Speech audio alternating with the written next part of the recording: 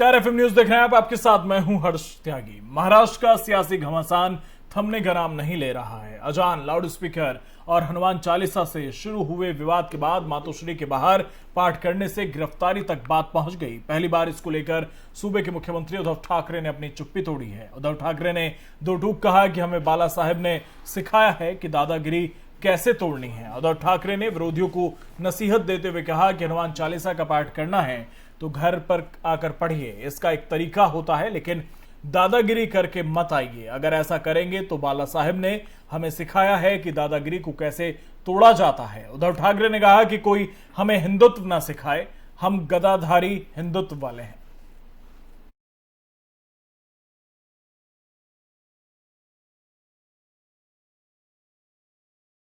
सूचना और प्रसारण मंत्रालय ने पाक से चलने वाले यूट्यूब चैनलों पर डिजिटल स्ट्राइक की है। सूचना और प्रसारण मंत्रालय ने भारत की राष्ट्रीय सुरक्षा, विदेशी संबंधों और सार्वजनिक व्यवस्था से संबंधित दुष्प्रचार फैलाने वाले 16 यूट्यूब समाचार चैनलों को ब्लॉक कर दिया है। इन 16 यूट्यूब चैनलों में से 10 भारतीय और 6 पाकिस्तान से संचालित हो रहे थे। भारत सरकार ने इन यूट्यूब चैनल को आईटी नियम 2021 के तहत आपातकालीन शक्तियों का उपयोग करके ब्लॉक किया है। ये यूट्यूब चैनल भारत में राष्ट्र विरोधी विचारों, सांप्रदायिक विद्वेष भड़काने और दहशत का माहौल बनाने की कोशिश कर रहे थे। इन चैनलों पर 68 करोड़ से अधिक सब्सक्राइबर थे। 5 अप्रैल को भी सूचना प्रसारण मंत्रालय ने भारत की राष्ट्रीय सुरक्षा, विदेश संबंधों और सार्वजनिक व्यवस्था से संबंधित दुष्प्रचार फैलाने वाले 22 यूट्यूब चैनल को ब्लॉक किया था। यह पहला मौका था जब आईटी नियम 2021 के तहत पहली बार 18 भारतीय यूट्यूब समाचार चैनल ब्लॉक किए गए थे। इस दौरान 4 पाकिस्तान स्थित यूट्यूब समाचार चैनल भी ब्लॉक किए गए थे। यूट्यूब चैनल दर्शकों को गुमराह करने के लिए टीवी समाचार चैनलों के लोगो और फर्जी थंबनेल का इस्तेमाल करते थे। इसके अलावा 3 ट्विटर अकाउंट, एक फेसबुक अकाउंट और एक न्यूज वेबसाइट को भी ब्लॉक किया गया था।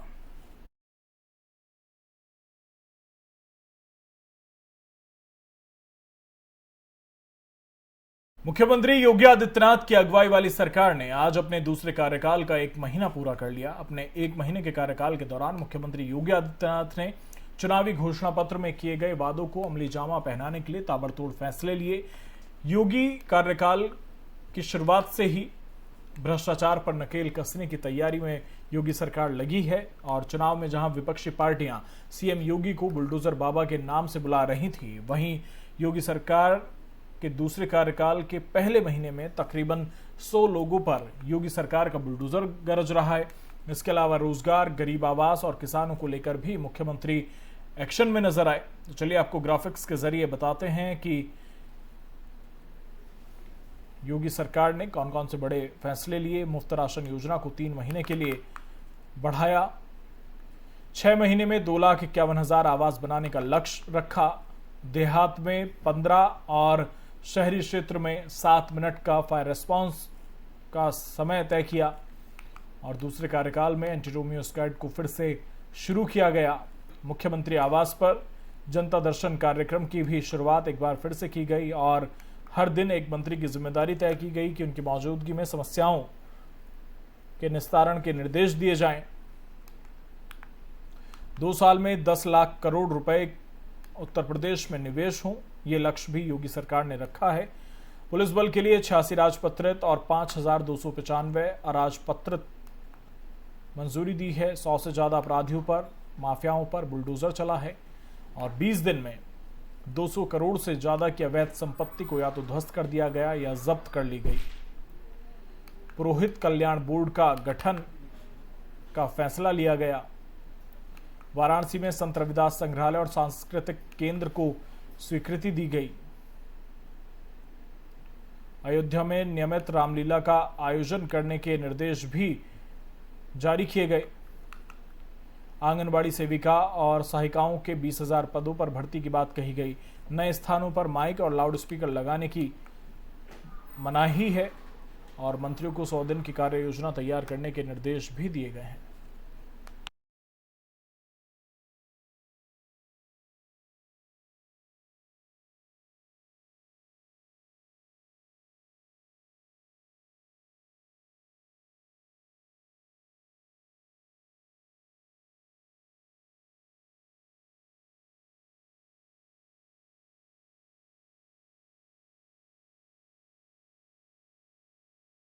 यूपी की राजनीति में आजम खान इन दिनों केंद्र में हैं। आजम के राजनीतिक भविष्य को लेकर कई तरह के कयास लगाए जा रहे हैं। बीते रविवार को सपा के प्रतिनिधिमंडल से मिलने से इनकार कर दिया था आजम खान ने। वहीं कुछ दिन पहले शिवपाल यादव जब पहुंचे तो उन्होंने मुलाकात कर ली। एआईएमआईएम के प्रदेश अध्यक्ष ने उन्हें अपनी पार्टी में आने का ऑफर दिया था और अब कांग्रेस नेता प्रमोद कृष्णम ने सीतापुर जेल में आजम खान से मुलाकात की है और इस मुलाकात के कई मायने निकाले जा रहे हैं कि क्या कांग्रेस आजम का नया राजनीतिक ठिकाना हो सकती है, क्या आजम सपा छोड़ देंगे। हालांकि अखिलेश यादव ने इस तरह की अटकलों को सिरे से खारिज कर दिया है।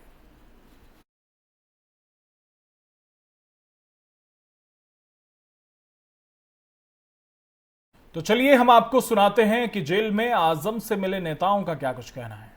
आजम खान से मिलने के लिए मैं कोई रणनीति बनाने नहीं आया था, उनके हालचाल जानने आया था, उनकी सेहत की जानकारी लेने आया था। और मैं ऐसा मानता हूं कि उनके खिलाफ जुल्म हुआ है। आजम खान के ऊपर बहुत ज़्यादा जुल्म और ज़्यादती हुई हैं और उत्तर प्रदेश सरकार के मुखिया आदरणीय योगी आदित्यनाथ जी एक साधु हैं, एक योगी हैं, सन्यासी हैं। सन्यासी समदर्शी भाव का होना चाहिए, सन्यासी का हृदय विराट होता है। उनकी हुकूमत में किसी निर्दोष व्यक्ति के ऊपर जुल्म होना ये अपने आप में अन्याय है। मिले आप, क्या बात हुई? क्या आप? मैं उनसे मिला, काफ़ी देर उनसे बात हुई। उन्होंने मुझे खजूर खाने को दिए, मैंने उन्हें गीता भेंट की। गीता न्याय का ग्रंथ है, सत्य का ग्रंथ है और अधर्म पर धर्म की जीत का ग्रंथ है। आजम खान साहब ने उनसे अच्छे संबंध हैं। वो हमारे आश्रम कल्की धाम भी आते थे। आज वो संकट में हैं। मेरा फ़र्ज़ बनता है कि मैं उनका हालचाल जानने के लिए आऊं। इसीलिए मैंने जिला प्रशासन से, जेल प्रशासन से उनसे मिलने की अनुमति मांगी थी। जेल प्रशासन ने मुझे उनसे मिलने का मौका दिया, मैं उनका भी शुक्रिया अदा करता हूं। उन पर जुल्म, अत्याचार और अन्याय करने का काम कर रही है। सर आपसे पहले शिवपाल जी आके चले गए, कहीं सपा ने देर तो नहीं कर दी आने में? नहीं, हम लोग पहले भी उनसे मिले हैं और 2 बार कोरोना काल में उनको कोरोना हुआ और वो लखनऊ में भर्ती रहे आईसीयू में, तब भी हम लोग उनसे वहाँ मिलने के लिए गए। लगातार हम लोग ये मांग कर रहे हैं कि आजम खान साहब को जेल से रिहा किया जाए। इतनी खराब हालत होने के बाद भी, बीमार होने के बाद भी सरकार ने उनके ऊपर फर्जी मुकदमे लगा रखे हैं और 26 महीने से अधिक समय से आजम खान साहब जेल के अंदर बंद हैं। भारतीय जनता पार्टी की सरकार ये चाहती है कि दमन, जुल्म और तानाशाही से जनता की आवाज़ दबाई जाए। विपक्ष के नेताओं की आवाज़ दबाने का ये सरकार काम कर रही है और लगातार मुख्य मुद्दों से जनता का ध्यान बांटने के लिए ये सरकार काम कर रही है। आपने देखा कि कैसे बरेली में सपा के एक विधायक का पेट्रोल पंप गिरा दिया गया, शाहजहांपुर में एक सपा के विधायक का मकान गिरा दिया गया और ऐसे ही पूरे प्रदेश में भारतीय जनता पार्टी की सरकार दमन, जुल्म, अन्याय और तानाशाही से काम कर रही है। लगता है प्रदेश में अघोषित रूप से आपातकाल लगा हुआ है। हम लोग लोकतंत्र सेनानी हैं, आजम खान साहब और हम आपातकाल में 20 महीने लगातार जेल के अंदर बंद रहे थे। उस समय 20 महीने में रहे थे, आज 26 महीने से आजम खान जेल के अंदर बंद हैं। तो लगता है कि प्रदेश में भाजपा की सरकार ने लोकतंत्र की हत्या कर दी है। सर एक चीज ये है, आज जेल से रिहा हुए एक बाबा बजरंग मुनि, उन्होंने आजम खान और सीओ सिटी पर 2 करोड़ रुपए लेकर उनकी हत्या का आरोप लगाया है।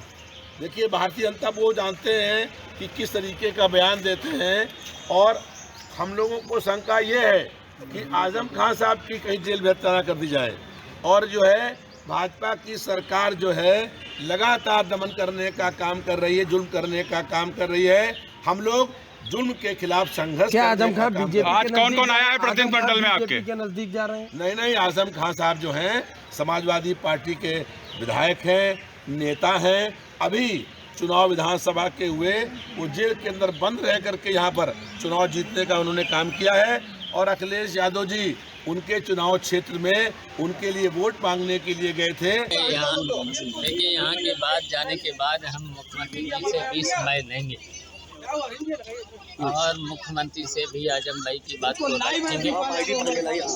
मुख्यमंत्री संत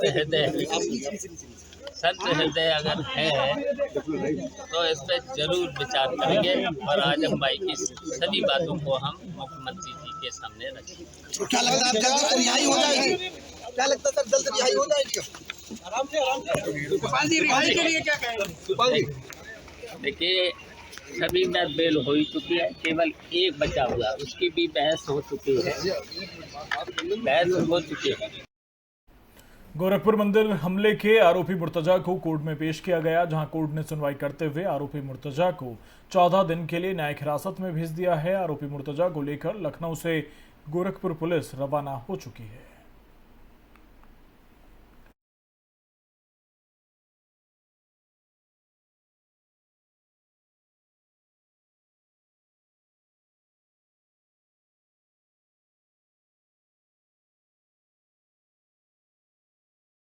2022 के अंत में गुजरात में विधानसभा के चुनाव होने हैं और इस सब के बीच कांग्रेस नेता हार्दिक पटेल को लेकर अटकलें लगाई जा रही हैं। वहीं हार्दिक पटेल ने इन सब अटकलों को सिरे से खारिज कर दिया है। क्या कुछ कहा है उन्होंने, सुनिए। देखिए, लोग बहुत कुछ बातें करेंगे। मैंने जब अमेरिका में जॉन बाइडेन चुनाव जीते तो मैंने उनकी तारीफ की, क्योंकि उनकी जो वहां की वाइस प्रेसिडेंट है वो इंडिया की थी। तो क्या मैं जॉन बाइडेन की पार्टी में घुसने वाला हूँ? अगर दुश्मन कोई अच्छा भी हो और उसकी कोई तारीफ करने वाली चीज हो तो हमें राजनीति में वो भी ध्यान रखना पड़ेगा। अगर वो निर्णय शक्ति पावरफुल करते हैं तो हमें भी पावरफुल निर्णय लेने पड़ेंगे ना, तुरंत निर्णय लेने पड़ेंगे। अगर समय व्यतीत करोगे तो लोग उससे दूर भागते हैं। बहुत सारे नौजवान ऐसे हैं जो पार्टी के लिए काम करना चाहते हैं, जो पार्टी की मजबूत करना चाहते हैं। ऐसे नौजवानों को बस जगह मिले, यही मेरी बात है और वो बात मैं खुल के कहता हूँ। लोकतंत्र में यही तो फ्रीडम है कि आप पापा से भी सवाल कीजिए, सत्ता से भी कीजिए और अपने लोगों से भी कीजिए। जिग्नेश मेवानी को आज जमानत मिली और फिर से फिल्मी कहानी की तरह पुलिस ने उन्हें गिरफ्तार कर लिया। दरअसल गुजरात के विधायक जिग्नेश मेवानी को असम के कोकराझार कोर्ट से सोमवार को जमानत मिल गई। विधायक को पिछले हफ्ते अचानक गिरफ्तार किया गया था, लेकिन उन्हें बाद में एक अन्य मामले को लेकर गिरफ्तार कर लिया, जिसके बाद उन्हें कोकराझार जिले से बारपेटा ले जाया जा रहा है, जो यहां से 3 किलोमीटर दूर है। वहीं इस पूरे मामले पर असम पुलिस का कहना है कि एक अन्य मामले में जमानत मिलने के बाद मेवानी ने अधिकारियों पर हमला किया, जिसमें उन्हें गिरफ्तार किया गया है। आपको बता दें कि असम पुलिस ने मेवानी को प्रधानमंत्री नरेंद्र मोदी के खिलाफ ट्वीट करने के मामले में गुजरात से गिरफ्तार किया था। इसके बाद वो 3 दिन से पुलिस की हिरासत में थे।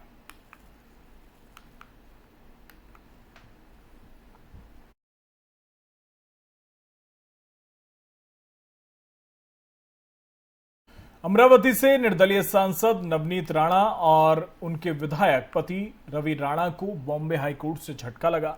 कोर्ट ने राणा दंपति की याचिका को खारिज कर दिया। नवनीत राणा और रवि राणा के खिलाफ दर्ज दूसरी एफआईआर को रद्द करने के लिए याचिका दायर की गई थी। दोनों के खिलाफ जो दूसरी एफआईआर हुई थी वो आईपीसी की धारा 353 के तहत दर्ज हुई। इसका मतलब सरकारी कामकाज में अड़चन डालना है। इस याचिका पर बॉम्बे हाई कोर्ट में सुनवाई हुई।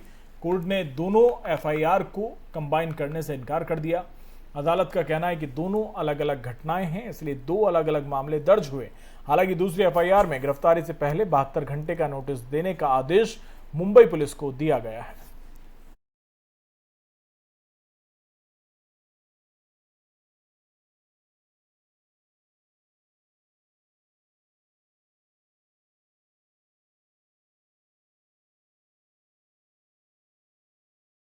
साउथ दिल्ली के सत्य निकेतन इलाके में एक निर्माणाधीन मकान गिर गया, जिसमें दबने से 2 मजदूरों की मौत हो गई। वहीं 3 मजदूरों को सुरक्षित बाहर निकाला गया। यह हादसा आज दोपहर 1:25 पर मकान में चल रहे काम के दौरान हुआ।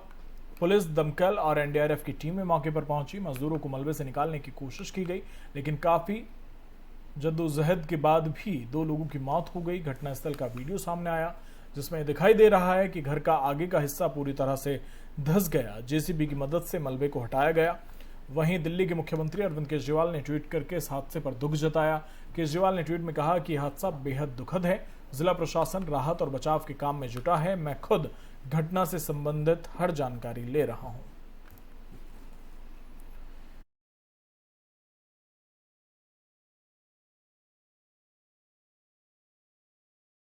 बीजेपी नेता किरीट सोमैया पर हमले का मामला अब दिल्ली पहुंच चुका है। इस मामले में अब बीजेपी के एक प्रतिनिधिमंडल ने दिल्ली जाकर गृह सचिव से मुलाकात की है। प्रतिनिधिमंडल के सभी सदस्यों ने राज्य में कानून व्यवस्था को लेकर ज्ञापन सौंपा, साथ ही किरीट सोमैया मामले को भी उठाया।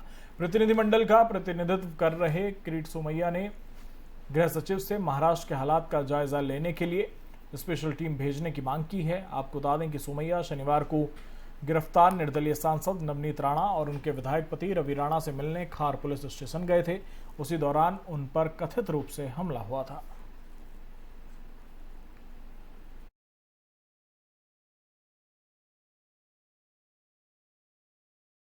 बीजेपी नेता सोमैया पर हुए हमले को लेकर महाराष्ट्र बीजेपी के डेलीगेशन का दिल्ली में गृह सचिव से मिलना शिवसेना को रास नहीं आ रहा और यही कारण है कि संजय राउत ने बीजेपी पर निशाना साधा है। मुझे मालूम नहीं कौन जा रहा है, कोई डेलीगेशन जा रहा है, 2-4 लोग पकड़कर। क्या हो गया महाराष्ट्र में, किसी को यहाँ थोड़ा खून आ गया है तो राष्ट्रपति शासन लगाने के लिए बताइए। अगर आपकी कोई समस्या है तो आप महाराष्ट्र के मुख्यमंत्री से मिलिए, महाराष्ट्र के गृह मंत्री से मिलिए, आप उनको अपना निवेदन दीजिए। लेकिन आप दिल्ली में जा रहे हो, ये क्या चल रहा है? उत्तर प्रदेश में 3 महीने में 17 बलात्कार हुए हैं, हत्याएं हुई है, आपको मालूम है। तो क्या राष्ट्रपति शासन लगाएंगे वहाँ? तो राज्य का लॉ एंड ऑर्डर का विषय है, राज्य देख लेंगे। योगी जी सक्षम है, मैं मानता हूँ, योगी जी काम कर रहे हैं। महाराष्ट्र में उद्धव ठाकरे के नेतृत्व में काम हो रहा है। तो यहाँ से भागेंगे 4-5 लोग पकड़कर, दिल्ली में उठेंगे, महाराष्ट्र को बदनाम करेंगे।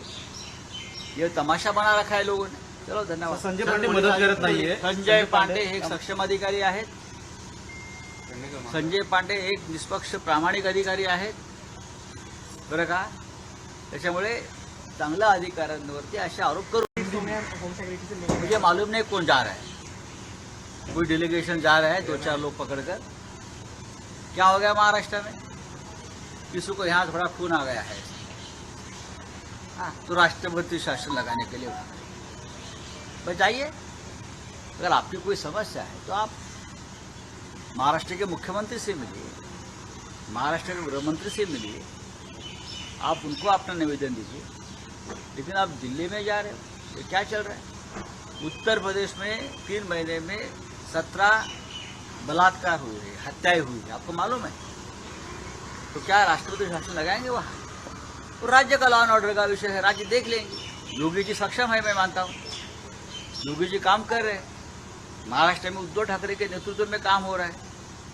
तो यहाँ से भागेंगे 4-5 लोग पकड़कर, दिल्ली में उठेंगे, महाराष्ट्र को बदनाम करेंगे।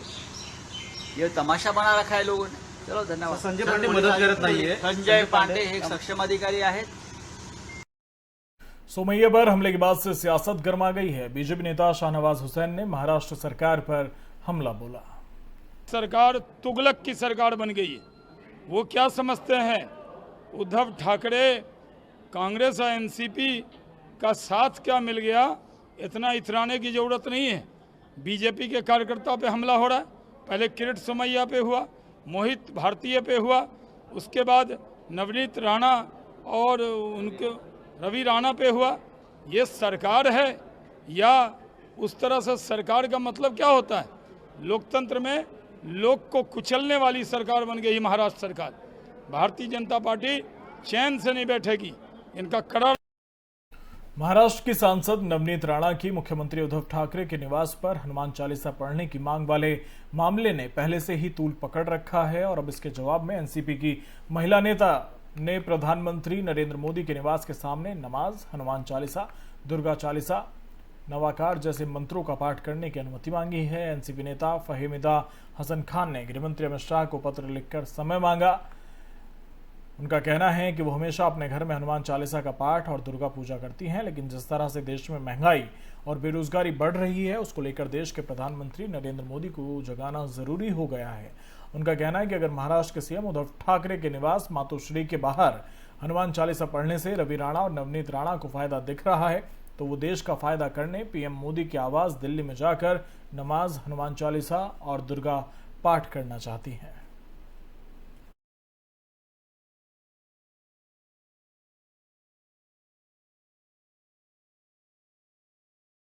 बुलंदशहर में सीआरपीएफ के जवान गौरव की घुड़चढ़ी पुलिस की पहरेदारी में हुई। घुड़चढ़ी के बाद बारात अलीगढ़ जिले के लिए रवाना हो गई। गांव में सुबह से ही बड़ी संख्या में पुलिस बल तैनात रहा। अनुसूचित जाति का युवक गौरव सीआरपीएफ में जवान है। गौरव ने शुक्रवार को एसपी सिटी को प्रार्थना पत्र दिया था, जिसमें बताया था कि रविवार को उनकी बारात अलीगढ़ जिले के मानपुर गांव जाएगी। गांव में अनुसूचित जाति और ठाकुर समाज में कई सालों से विवाद चल रहा है। गौरव ने घुड़चढ़ी में किसी अनहोनी की आशंका जताई थी। गांव में बड़ी संख्या में पहुंची पुलिस ने पहले पैदल मार्च निकाला और उसके बाद बारात रवाना हुई। हमने अपनी सुरक्षा के लिए मांगी थी, क्योंकि हमें किसी लड़ाई दंगे से कोई मतलब नहीं है। हमें अपनी सुरक्षा चाहिए, इसके लिए मांगी थी। हम अपना प्रोग्राम कर रहे हैं अपने परिवार के साथ में, हंसी खुशी। सही बात है सर, तो इसके लिए मांगी थी। हमने पुलिस प्रशासन से गुहार लगाई थी। पुलिस प्रशासन हमारे साथ है, हमें इस बात की बड़ी खुशी है। और इसी प्रकार से आने वाले जो और भी शादियां हैं बच्चों की, तो सभी के गांव में शादी होंगी हमारे भाई बहन, तो ऐसे ही हंसी खुशी से होनी चाहिए पूरे गांव के अंदर। क्या वजह थी सर आपने जो पुलिस फोर्स मांगी है? पहले बताया जाता है कि पिछली बार गांव में कोई झगड़ा वगैरह हुआ था। हाँ, गांव में एक बार झगड़ा हुआ था। ये गलत बात है, ऐसा नहीं करना चाहिए झगड़ेबाजी, क्योंकि इसमें यंग जो युवक हैं, जो पढ़े लिखे हैं, उनकी लाइफ खराब होती है। तो इस प्रकार से हम अपने जो समाज के लिए, अपने गांव के लिए ये चीज़ सोचनी चाहिए।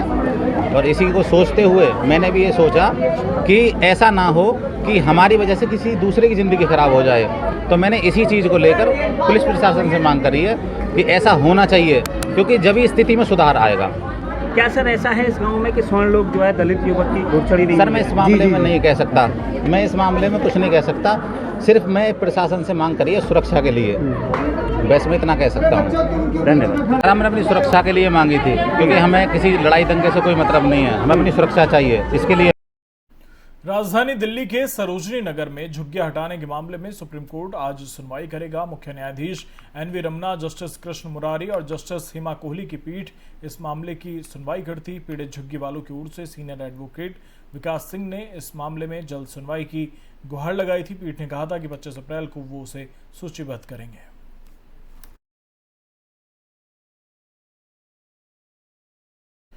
फिलहाल मेरे साथ इतना ही। बने रहिए एफएम न्यूज के साथ। नमस्कार।